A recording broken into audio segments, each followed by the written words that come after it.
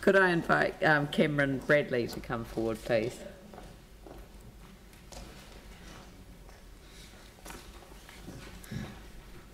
Hello, hello. Hello. So my name's Cameron Bradley. Thanks for the opportunity to speak to you today. So I'm 25, fortunate enough to work as a transportation planner around projects in New Zealand, Australia.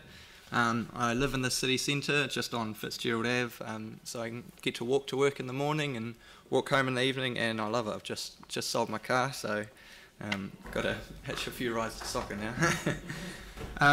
Yep, so I've lived here for just about my whole life, and in my spare time I enjoy my football, and I also enjoy going to all sorts of different events around Christchurch, and it's great to see so many on from all sorts of community groups, and I think that's a real credit to actually to the earthquakes and the rebuild process, how it's bringing us all together and making us create things for ourselves. So over the last 2 years I've been fortunate enough to do a fair bit of travel. I do really enjoy my holidays, but I always find myself comparing where I am to back home, to New Zealand and Christchurch. And honestly, most of the comparisons lean in Christchurch's favour. We're really lucky that we live in a relatively fair, equal and clean country, but we can always do better, and we should never stop trying. So during the last long-term plan, I did find myself quite frustrated at the difficulty of the submissions process. I was really pleased this year to see some specific questions asked of us, and some options and their costs and consequences laid out.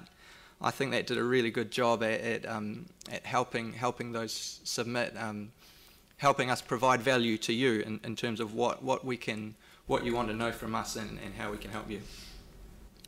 So one step I'd like to challenge you to do a bit more is seeking more informal feedback from those who won't reach out to you directly, and that's particularly focused on younger people like myself and my younger siblings. But it's not that we don't care. It's just our priorities are a bit muddled at this time of life, and I've got proof that my flatmate's sitting here, so he's come along just to watch, so it's good. So what I'd like to, the other challenge I'd like to make to you is about our long-term future of Christchurch. I think we've got an opportunity here where we've still got not quite a blank canvas, but a lot of space to do what we'd like to do. So one of the things I'd like to say about is our transport. So we've got an opportunity to, as people are moving back into the city, give them the option of creating new habits, rather than driving and parking in here to jump on a bus or get on the bike.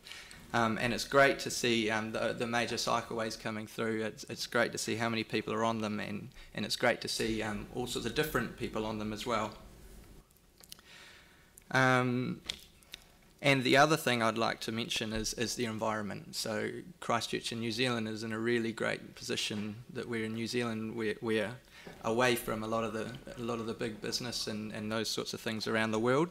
And we just, I think, need to be a bit careful that we keep that environmental reputation. So we've got some opportunities now around our red zone, around Hagley Park, down through the East Frame and things like that. And I think we should really be jumping on them. And same with our long-term plan decisions. We need to be making sure that under-investing now isn't going to cost us in the long term. I think we're open to a lot of opportunity in the future with younger people growing up and putting more value on the environment, and also with different tourism markets around the world valuing the environment as you know, quite honestly, they don't have it as good as us. The last point I'd like to quickly touch on is a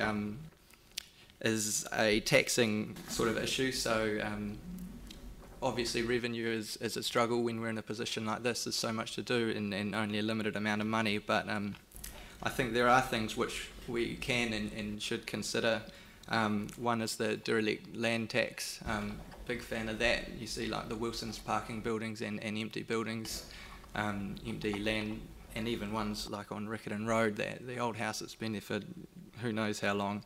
And just a way to recoup some of that cost. And the other thing is a fuel tax to encourage people to get out of their car and pay for some of that congestion and environmental pollution that they contribute. So I see my time's up, so if you've got any questions, I'm happy to answer, but thanks for your time.